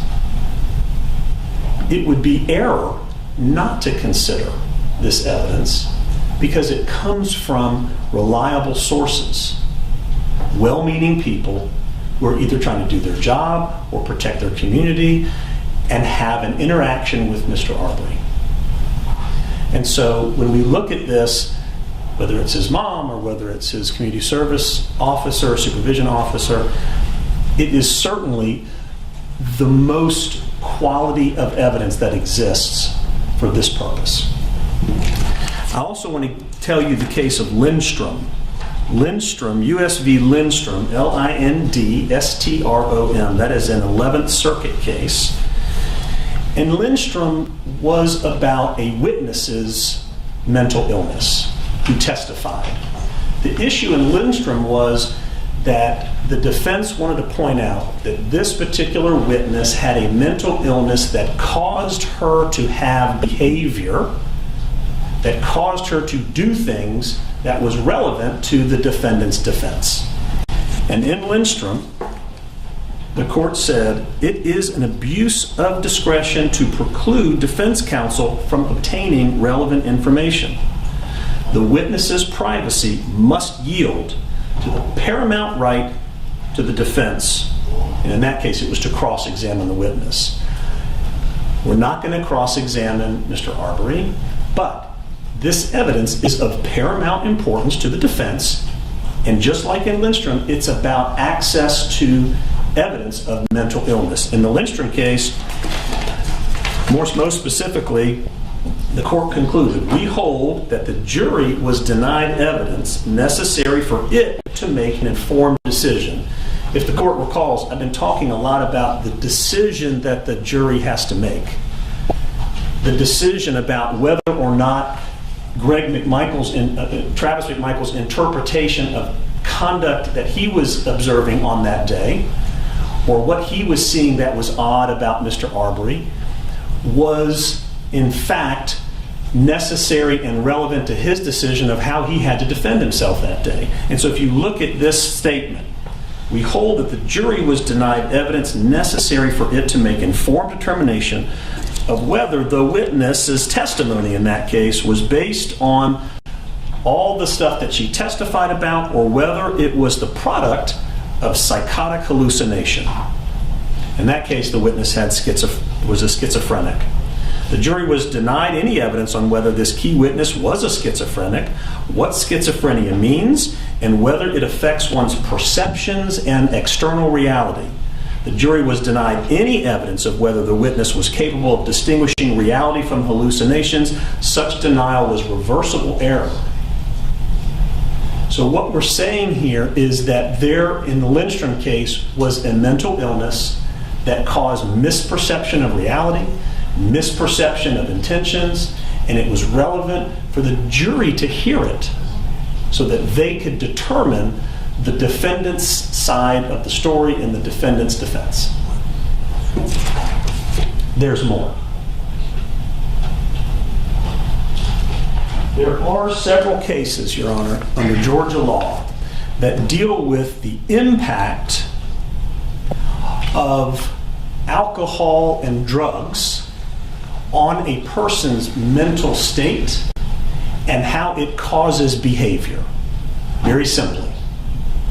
Is there something going on in the system of the person that causes them to think and do and act in ways that's relevant to the determination of the issue? Crow versus the state is 277 Georgia 513. It's a Supreme Court case from 2004. And Crow says there was an expert in that case where the defendant driver got into a car accident with a woman. That woman was under the influence of drugs.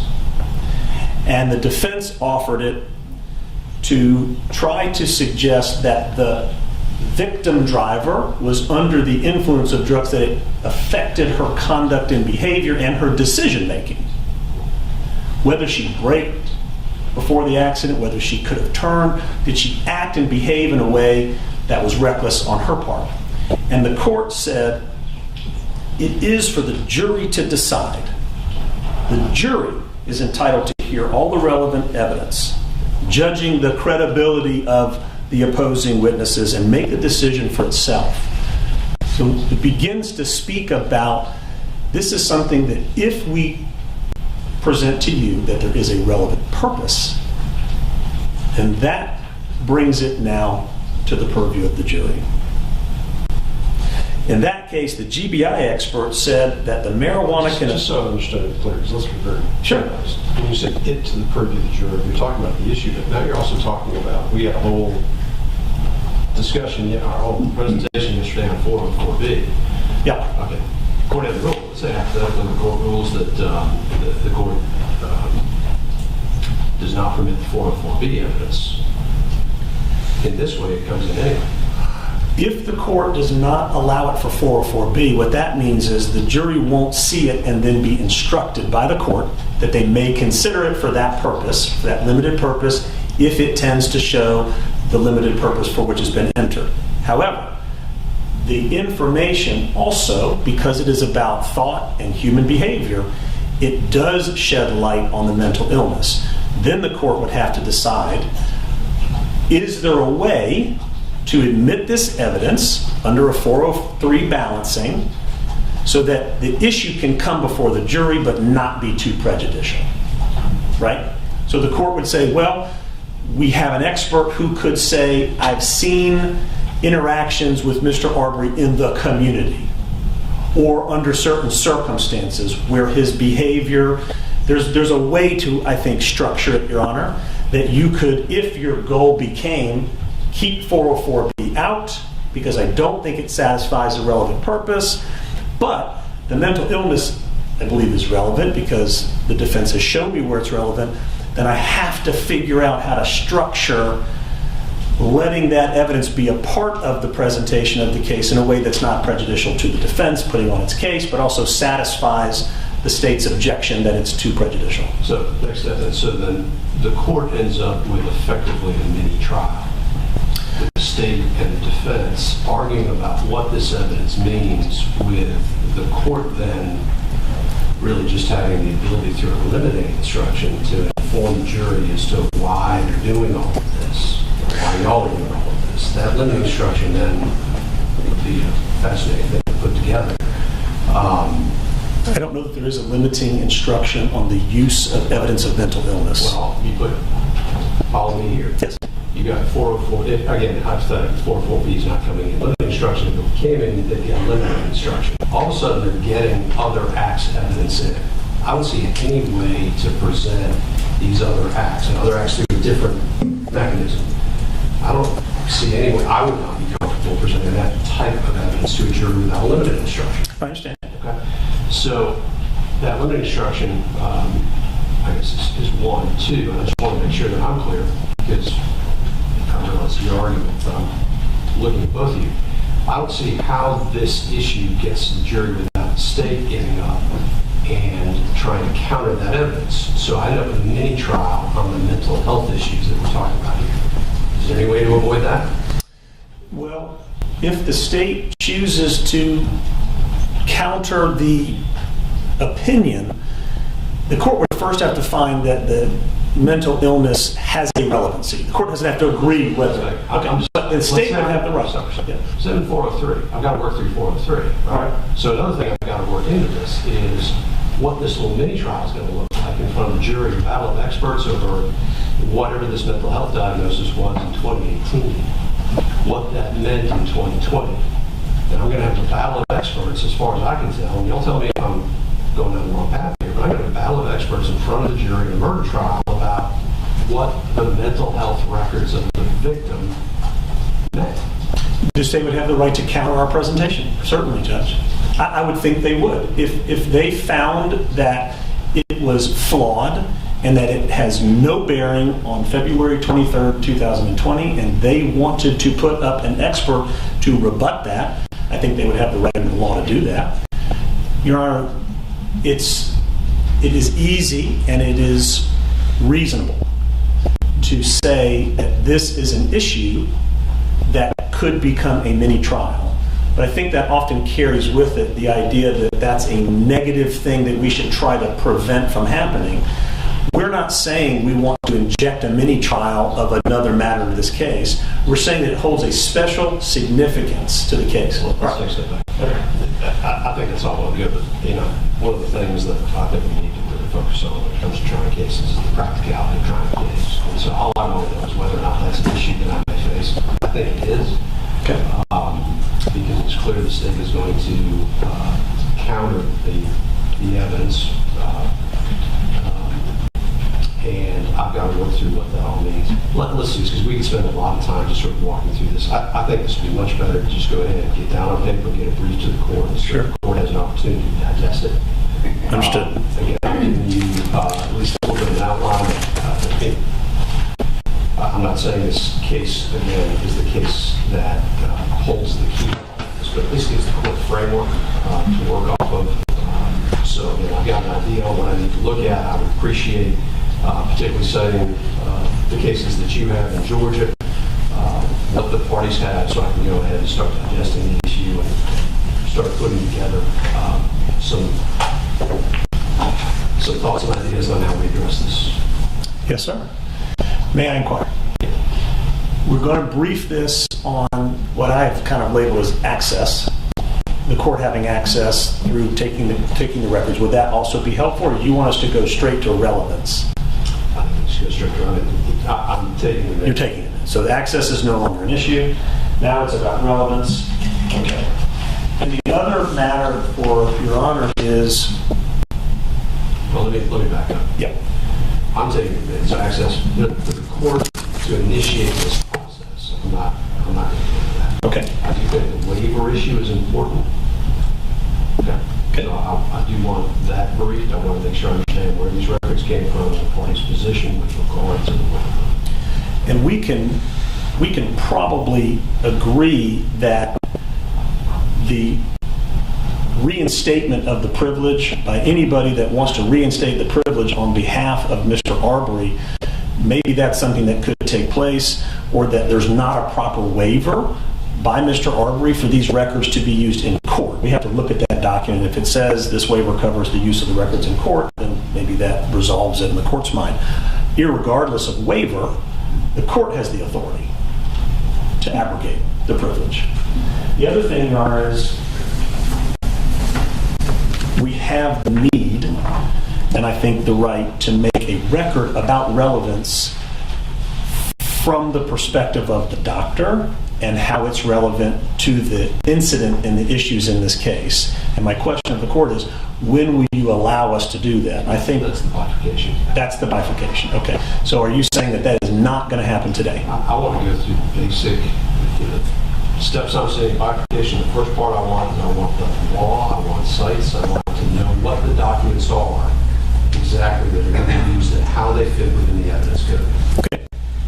I understand generally where the defense is going to go with that from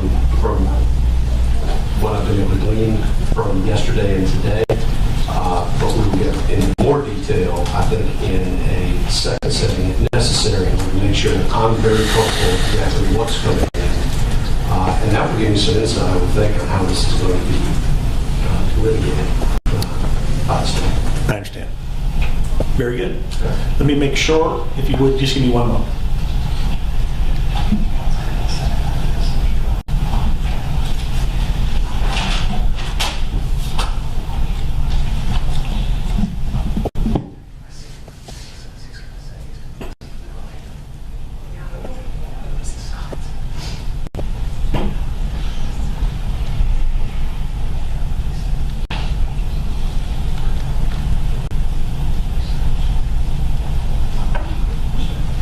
We all concur, we respect what the court is asking for. We want to help with that, and we'll provide it to you in the time that you've asked for. I guess that's good to hear. Not sure how to respond to that. Yeah. All right.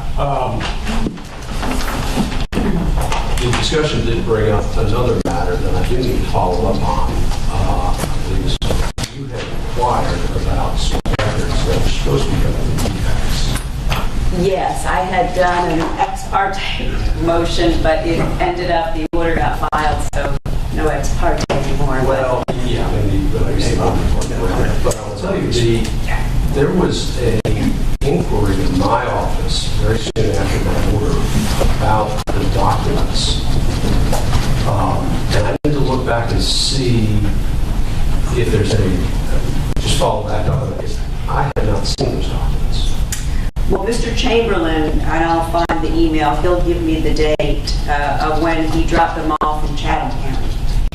And just generally in Chatham County? No, to your chambers is what I understood. I can check with Ms. Carney. I can find out who exactly he left them with, but he did comply with your order and the date and the order, and then contacted me and indicated, just gave me, I think, the amount, the size that he thought it was, and that he had complied with the order, and that's where we were. All right. Well, maybe simply a question of them being placed in a special place somewhere in chambers, and I just had not seen them yet, so I'll do find them. All right. It didn't occur to me until you inquired about it, and so I'll just have to look at this. But Thank you. All right.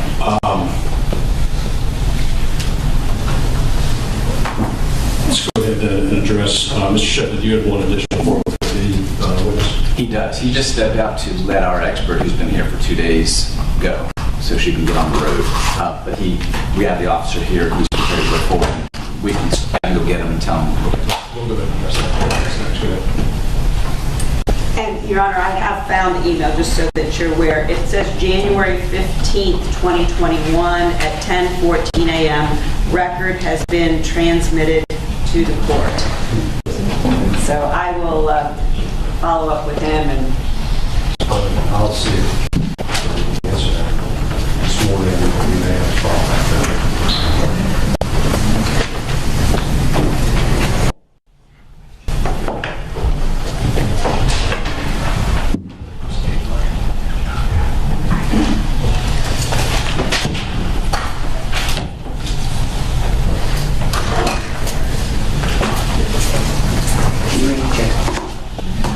Officer Yarborough, please. Go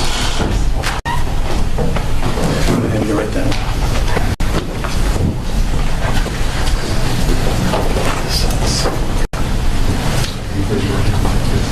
Do you solemnly swear or affirm the testimony you shall give the court shall be the truth, the whole truth, and nothing but the truth, so help you God? I do.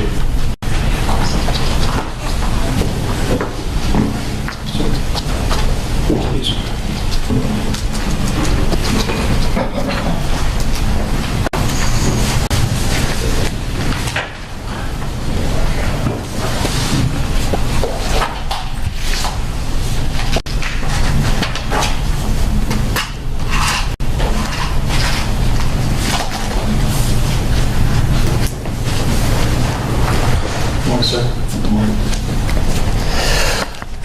Officer Yarborough, where do you work? Burke County Sheriff's Office. How long have you worked there? Approximately 4 years. 4 years? Yes, sir. Okay. I've asked you to come here today to talk about an arrest that you made of Mr. Ahmaud Arbery. You understand that? Yes, sir. Okay. Do you recall that arrest? I do. Okay. When was that? October 23rd, 2018. Okay. I really want to whittle down to what the issue was that day, what your observations were of Mr. Arbery that day, and then I think we can kind of move on. Okay? All right. Do you recall what it was that brought you to make the arrest? Yes, sir. What happened? The initial call, I got dispatched to possible trespassing with possible drug activity in an abandoned trailer. I made, upon arrival, spoke to the complainant, confirmed with her where the complainant? Sir? Who was the complainant? Miss Jackson. And who is Miss Jackson in relation to this incident? She was later identified as one of the 2 juveniles that was on scene as his mother. Okay, so she called the police? Yes, sir. Okay. What happened next? I confirmed with her what trailer it was. I walked to the rear of the trailer. There was an open door. I could hear voices. And what did you hear in terms of voices? I heard people laughing and cutting up. Okay. What did you do? I also detected smelled the odor of marijuana emitting from the trailer. Okay. I did notify dispatch, and she held the net as I made entry through the rear door by myself. She held the what? The radio traffic. Okay. Solely for me. I see. Made entry through the rear door. I saw one subject turn to look at me. I advised to let me see their hands. From there, they took flight out the front door. Okay, let me stop you. Was that subject Mr. Arbery? Yes, sir. Okay. Did he make eye contact with you? I could see him turn his head. I don't know if I didn't look at his eyes. I don't know if he. Okay. What were you wearing that day? I was wearing a short sleeve Class A uniform. Does that have any kind of identifying marks on it that you're the police? Yes, sir. Shoulder patches on each side, badge, and then collar brass as well. Okay. Once you said, "Show me your hands," what happened? I heard some shuffling and saw a light from the front door and noticed that they had all ran out the front door. You said they. How many are they? I did not see. I saw Mr. Arbery first, and then as I exited the rear of the trailer, I notified dispatch I was in foot pursuit. I then observed 3 total males running down Persimmon Drive. Okay. Did you identify yourself as an officer? I did as I was running. What did you say? I said, "Stop, police." Did Mr. Arbery stop? No, sir. Okay. What happened next as it relates to Mr. Arbery? I detained one subject. At that time, Deputy Clark came to assist me. He heard the radio traffic. He advised on the radio he had 2 black males walking back towards the incident location, and I advised him over the radio to detain them. Did Mr. Arbery immediately comply with detention? No, sir. In what way? It took multiple commands for them to get down on the ground, face down, so we could place handcuffs on them. What were you doing when you told him multiple times to get down on the ground? The other subject, Mr. Harrington, I believe was his name, I had unholstered my taser and activated it and pointed at Mr. Harrington and was giving him commands while Deputy Clark was commanding Mr. Arbery to get down. And with your tasers and Deputy Clark's tasers pointed at the 2 individuals, one being Mr. Arbery, did they immediately comply? Not at the very first command, no, sir. How many commands did it take? I'm not sure. Can you guess? Multiple. Okay. About 2 or 3. All right. Did you notice anything about Mr. Arbery in terms of the way he was behaving or speaking to you during the course of commanding him to get on the ground? I did not hear really what was said between Mr. Arbery and Deputy Clark. Okay. I was focused on Mr. Harrington. Okay. Have you reviewed your body cam footage from that day? Yes, sir. And in reviewing your body cam footage, did it help you to remember what Mr. Arbery was saying during that time or how he was behaving? Yes, sir. And how was he behaving? He advised, I could hear that he was telling Deputy Clark not to touch him multiple times. He was getting irate. Getting irate. Okay. What about when he was being taken down to the ground? How was he behaving? He got down on the ground himself. Mm-hmm. He laid face down and put his hands behind his back. I handcuffed Mr. Harrington, and then Deputy Clark advised Mr. Arbery to keep his hands behind his back, and he was placed in or detained from there. And was Mr. Arbery irate at that point in time? I don't remember. what he said at that time. I was more focused on Mr. Harrington. Was he quiet? Was he belligerent? Was he any other way that you could observe? After reviewing the body cam, he was loud. Okay.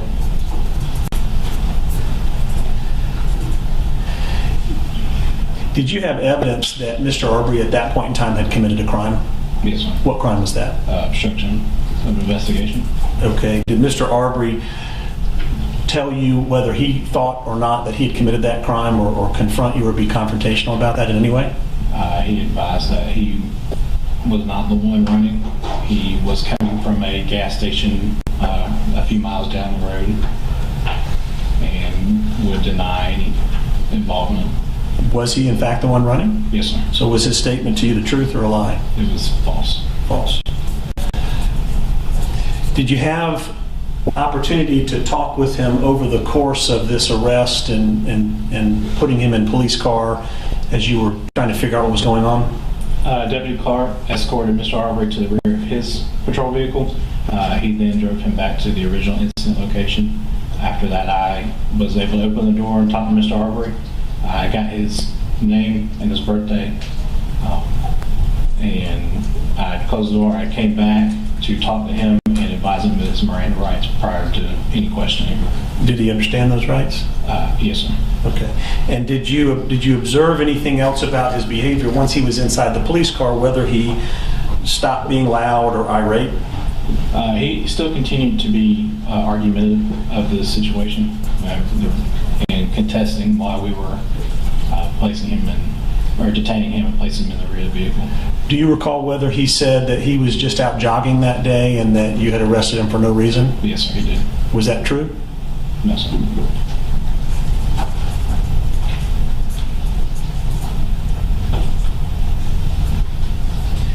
Did you ever find any marijuana in the trailer, or anybody on the unit ever find any marijuana? No, sir. Okay. Was he charged with any kind of possession of marijuana? No, sir. Okay. What was ultimately the charge that he was charged with? Misdemeanor obstruction of law enforcement officer. Do you know if he ever went to court on that or went to trial on that? I believe after speaking on the phone with you that he pleaded guilty to it. Okay, so you now understand that he had a guilty plea. Yes, sir. You never went to court or trial that you can recall? No, sir. Okay.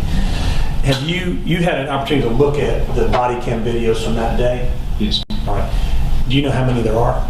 I believe there's 3. Okay. I've marked, just for the purposes of the mission at this time, and I'm not going to play them, Your Honor, but they're marked as Defense Exhibit 23, 24, and 25. I can say to the court they are the videos that we've gone over together.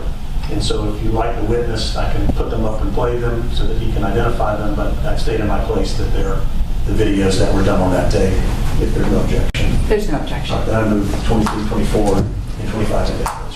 Very good.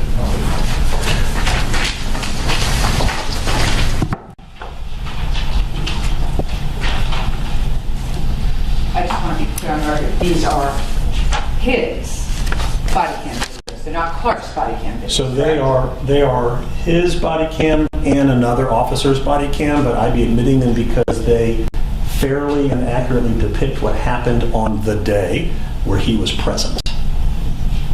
He's reviewed the other body cam. Sorry?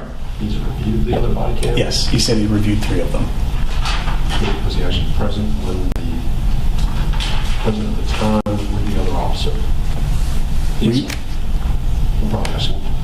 For the purposes of this hearing, no objection to all 3, with the caveat, of course, that 2 of them are his and 1 of them is another officer who did not testify. So. Okay.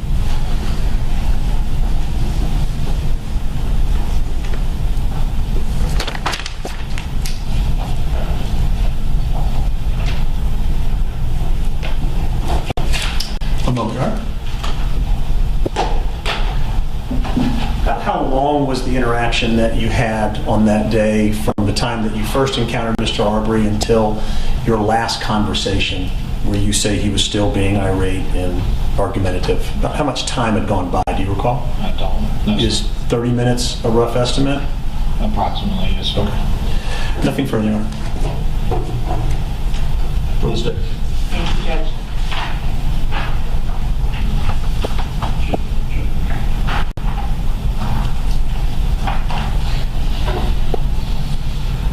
Deputy? Yes, ma'am. Deputy Yarborough. So misdemeanor obstruction, is that what he was charged with? Yes, ma'am. Okay, so you don't have any actual independent knowledge of what the disposition was in this case, do you? No, sir. No, the defense attorney told you what it was, wasn't it? Yes, ma'am. Okay. And Deputy Clark, how was he dressed? He had a Class B uniform on, which consists of black polo and green tactical pants with a black outer carrier vest, properly marked the sheriff's office on it. Okay. And the body cam that you were wearing, is that the kind that's like right here in your chest with the box? Yes, ma'am. Okay, is that what Officer or Deputy Clark also had on? Yes, ma'am. Okay. How many other officers were out there? Initially, it was just me. Deputy Clark was the first responding officer. After we had placed them or detained them, I believe Sergeant Bars and Lieutenant Williams had arrived on scene as well, and Reserve Officer Reed. So there are 5 deputy sheriffs out there? Yes, ma'am. Okay. I just want to make sure that there were 5 deputy sheriffs out there for a criminal trespass in a vacant trailer? Yes, ma'am. Okay. And what was the date of this? I believe it was October 23rd of 2018. 2018. And were the other deputies there in full uniform as well? Yes, ma'am. And were they in marked patrol cars? Yes, ma'am. And so if anybody saw you, they'd know you were a law enforcement officer, right? Yes, ma'am. And you immediately identified yourself with Stop Police. After they took flight, yes. Okay, so when you first went in the trailer, what'd you say? Let me see some hands. Okay. Referring to just to put their hands up. Okay. And then they took off out the door? Yes, ma'am. And then you yelled, "Stop police." Yes, ma'am. So you identified yourself right away as a law enforcement officer. Yes, ma'am. I'm going to show you what's been marked as State's Exhibit number 41. I've already showed opposing counsel this. I know you haven't seen it before, but just go ahead and take a look at it, see if you're able to identify it. Yes, ma'am. This is Persimmon Road where the incident happened. Okay. Is it fair and accurate layout of that area on Persimmon Road? Yes, ma'am. At this time, the state would tender into evidence State's Exhibit 41. No objection. All right. So we're taking a look at this. I'm going to hold it this way so the judge can kind of see it. Is this our vacant trailer down here at 125 Persimmon? Yes. Or is that where she called from? That's the complainant's address where she called from. Okay, so then we got this thing. Is that the vacant trailer right adjacent to it? Yes, ma'am. Right, because you've been out there, you know. Yes, ma'am. All right. Now, if we walk up here, did you come to learn that Mr. Arbery, his grandmother lived at 158 Persimmon? Yes, ma'am. And that's, I mean, can you see the vacant trailer from Grandma's house? Yes, ma'am. Right. Now, when you actually first encountered the first juvenile and talked to him, that was something different than when Mr. Arbery and Mr. Harrington came back down the street. Is that right? Yes, ma'am.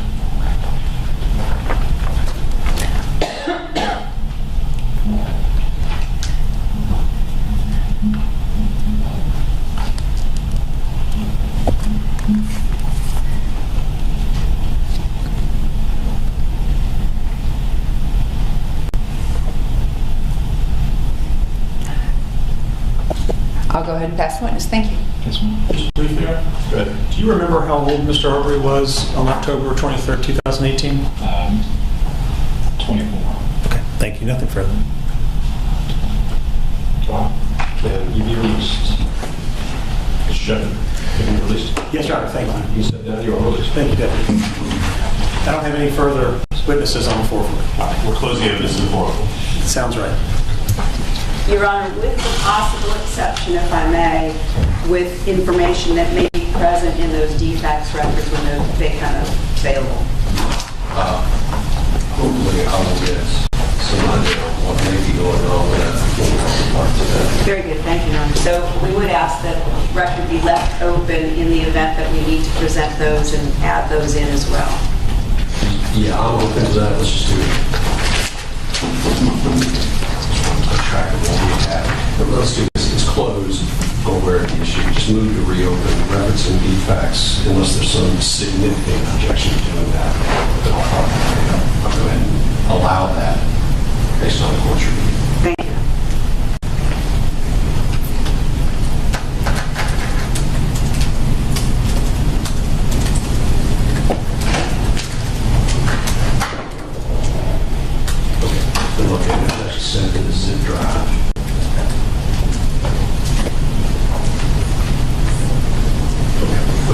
send it to the draft court. I have that in the draft. Thank you. All right. I think the time-wise, on the statement of Mr. Bryan, Mr. Bryan, we have one witness. I'm just trying to work out one statement point. Maybe best to break for lunch before we do that. Well, yes, Your Honor, we have Agent Seacrest, and I reviewed the length of the audio statements that are in question here. The first one is 2 hours long. The second one is an hour and 15 minutes, and then the last one is 8 minutes long. I have transcripts for sections 2 and 3, and I've told Mr. Goff all about that, and that is what we were going to tender. I do not have from Mr. Goff specificity as to where in these motions or where in these conversations and the audio with Mr. Bryan his complaint of hope of benefit or fear of threat. So I'm going to tender them in. I believe that would help the court, and I'm sure Mr. Goff will pinpoint us to where it needs to be played. Your Honor, I haven't seen the transcripts. I'm not complaining. If we can take a lunch break and I could maybe get a paper copy of the transcripts. I do not have any paper copies of these transcripts. They were emailed to me after I'd already arrived here, so I have no paper copies of the transcripts. I have them electronically. I can email them to you. If you will email them to me, I'll try and review them electronically over the lunch break. I have the benefit, Your Honor, of having been present for these interviews, but they're still rather long. But I think we would be ready this afternoon to address that, and I prefer to go ahead and get that out of the way. Yeah, let me see how we can do it. Is the plan to play the whole statement, or are we narrowing down the parts that are at issue? Or is it something the court can review in camera based upon the evidence that gets presented? How are we going to do this? I would suggest that the exhibits be tendered and that the court be able to review them as the court deems appropriate, and we can point out by briefs the relevant portions thereof and do it that way. Because of the length of them, I mean, there's different views. A lot of judges want to see the whole statement before making a ruling. A lot of judges don't. In this case, I'm guessing you're going to actually want to review the actual statement. And I'll tell you the way I normally handle it is I've taken the evidence, and if it's a whole statement, generally I'll just ask that a copy of the statement be provided. If there's no objection to the court reviewing the video or whatever it may be, after the evidence presented, the trick to that, though, is knowing what to look for. So that's not going to work if simply the court just needs to look at this and see whether or not there's something the court thinks may be appropriate in there. That's really my question. I believe that if the court gives us a reasonable period of time following today's hearing, I can identify any excerpts in particular that I want to address to the court. I think the issues in this case are beyond the content of the statements themselves. So it's worthwhile having the hearing. But I'm happy with the transcript being able to turn around and cite any particular portions of the transcript to the court. I know there's one excerpt in the second interview, there's about 20 seconds, that I'll be able to give the court. If I have a transcript, I give the court page numbers. Yes, Your Honor. Based on Mr. Goff's brief to the court, he asserts that Agent Seacrest made promises. I'm going to put Agent Seacrest up to discuss those very things. So I believe that what Mr. Goff is trying to say is those promises by Agent Seacrest are not contained in the actual interviews that took place. They were outside that. So I think that's of course his assertions. So the burden, of course, is on me, so I have to put him up, even though they're the defendant's assertions. So it sounds like there's no objection to proceeding with the agent today. Mm-hmm. That's right. It's being tendered in, giving the court the opportunity. It sounds like to the extent necessary to review the full statement itself. Correct. And then the parties can go ahead and proof it so that we have everything before the court. Okay. So do we just then need, let's go ahead and break lunch. We'll do it right after lunch. Thank you, Judge. So it is 10 to 1. Let's plan on getting back at 1:45. Yeah, 1:45. Thank you, Judge. All right.